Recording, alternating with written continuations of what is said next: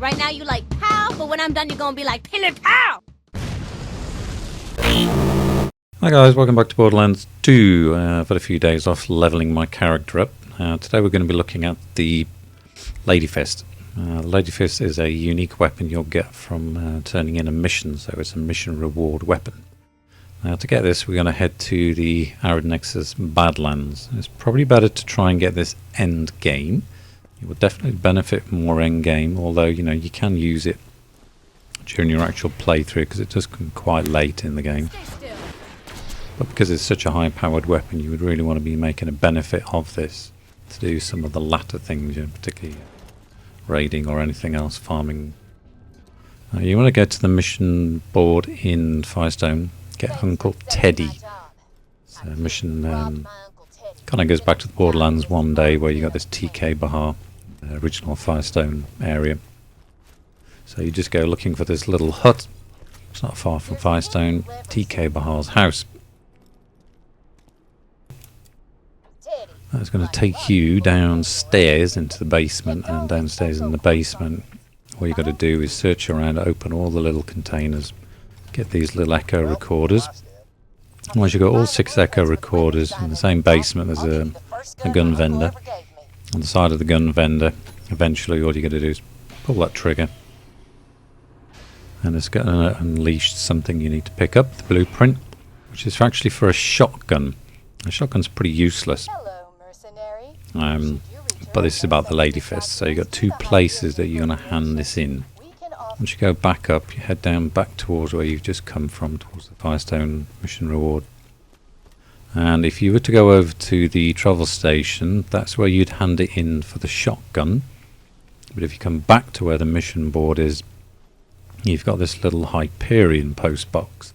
It's the Hyperion post box you want to put it in.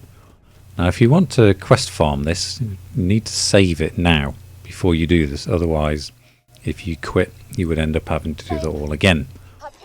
So what you do is when you hand it in, it's going to offer you something. If you don't want that weapon, then you're entitled to just quit and start again. Now eventually I got one with a corrosive and a Jacob's pistol, and I thought, well, I'll take that. I can't be bothered to do it for years and years and years trying to get what I want. What you want is a win-win, which is the damage modifier, and if you could get one that's fire or corrosive, I would. It's nice with a sight because it's such a precise weapon, the Hyperion weapons. The more you shoot, the more accurate they get. So it's nice to get it with a dot sight. Now to get the most damage out of it, you want a win-win with the Jacob's grip, but it's not easy to get these. I mean, you could get lucky in the first few attempts, but otherwise you might end up spending years. So we go down to opportunity. Now this is where all the robots are. This is a corrosive weapon, so you want to really go and push it to its limits and see what it can do. Now against metal in UVHM you get a modifier of 1.75, so that's a big difference. Now you can see there, got a number coming out of the top of the warlord of 98 million. That's a big number. A little bit distracted with that midget there. What I'd come down was to show you this super badass constructor, which if you've got experience of, super badass constructors take a lot of damage, hell of a lot of pounding.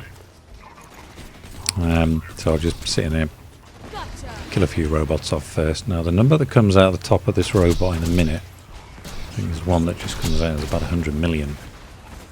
Now the other thing with constructors is they don't have a critical area the same as most robots and stuff. They obviously take a damage reduction. Their critical zone might only be like 0.2 or whatever it is. I'd have to work that out. So from going from like 98 and 100 million against the robots, criticals on the constructors area there, you can just see a number is 18 million. It's the biggest number I saw come out. So that's about a fifth of damage reduction, which is huge. Once the B shield isn't active, not doing much, once it gets active you do 13 million against that critical eye. But I mean, you can see how relatively quick it took down, even though I was getting shot. It's, those things take a lot of pounding, they really do. Now you can see here a ward loader absolutely wipes him out. Didn't hardly get any criticals on that. But if you look at the slow-mo on an ultimate badass loader, you can see they got 4 million, 4 million without criticals. Once you get a critical, 88 million. Takes off half his body there, and the next one come in 63 million. So you can see that's an ultimate badass loader. Just absolutely smashes him to pieces. That robot lying on the ground, 70 million. Obviously the slag damage is giving you a big bonus as well. You can see here again, ultimate ballast loader. One shot takes virtually all of his health off, and the next critical takes him out. And you got a normal constructor down here. And again, I mean, if you want to see how much damage these really do, so you shoot him in the eye, just takes him straight out. If you go down and shoot a constructor without a B shield or a corrosive weapon, you see how long it takes to actually kill them. You know. So again, you got a warloader there. Takes them out pretty quick. Now, the only thing with Hyperion weapons, a lot of people don't like them, is they take a few shots to get on target. They bounce around a bit, but once you actually get it on target, again, you can see it just absolutely smashes these things to bits. And again, if you wanted to see how hard it is to take those out, do it without a weapon. You can see my B shield's not active, but when you get the critical, still got 14 million there. The warloader is slagged, so that helps. And another 10 million there, so that's a warloader taking me out, but get the criticals and finishes them off. And the other place down in opportunities where you get these super badass loaders coming out. A couple of shots, gets bouncing around, but once it's on target, you just see there again, 98 million, takes the super badass out. That one's not even slagged.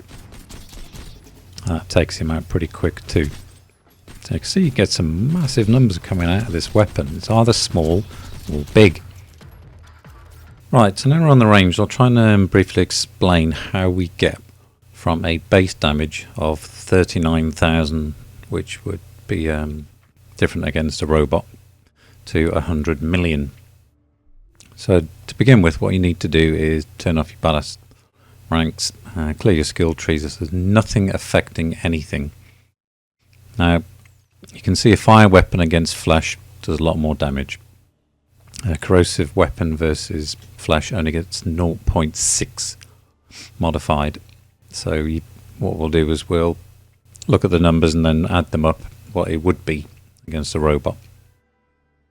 So 39,000 against the body, and when we get a critical, we're getting 705. So like you can see, there's a massive difference in the multiplication between the body and the headshot, purely because the LadyFist has got that 800% critical damage. It also has a pistol bonus damage of 2.25.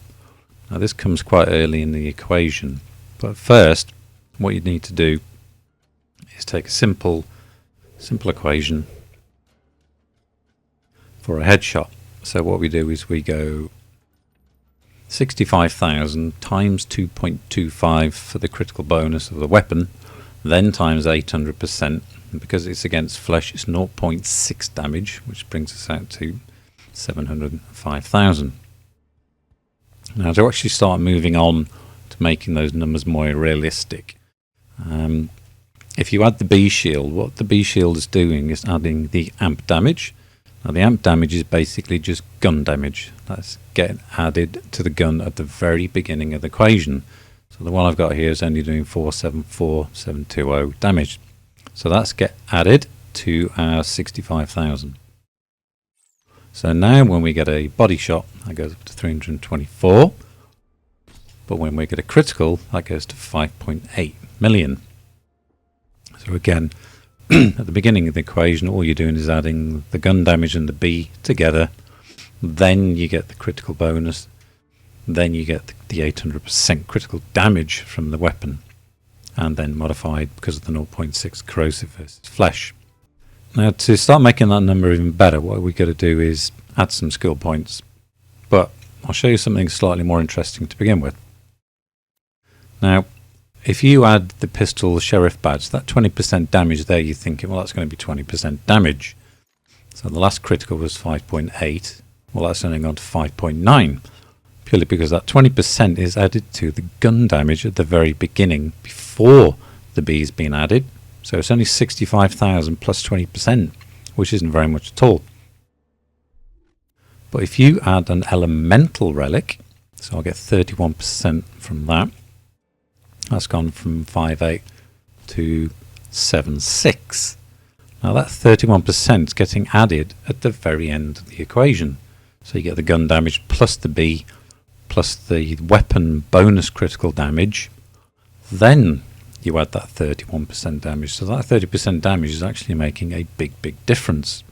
So for elemental guns, these Bone of the Ancients in UVHM are what you want to be using. The only difference would be purely because of the DPS of the Sheriff badge, which is firing 50% more rapid. I mean, for an unkempt herald and things like this, you're getting a massive difference in the DPS purely because of the fire rate. Now, when you start adding into the equation of the skill tree, some skills do and don't add much. So if we look at the cat mod, this is going to give the Siren, from a Siren's perspective, it's different to other skills on, you know, like Zero and Gunzerkin and all that kind of stuff. What we've got, the main damage modifiers in our skill tree is you've got Accelerate, which is going to give us gun damage. So that gun damage only gets added at the very beginning of the equation, just like the Sheriff's badge, so it doesn't actually do a lot to the damage.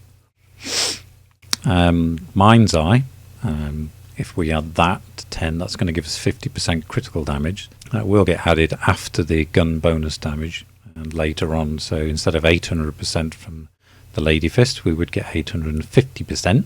So we do actually get quite a little bit from that.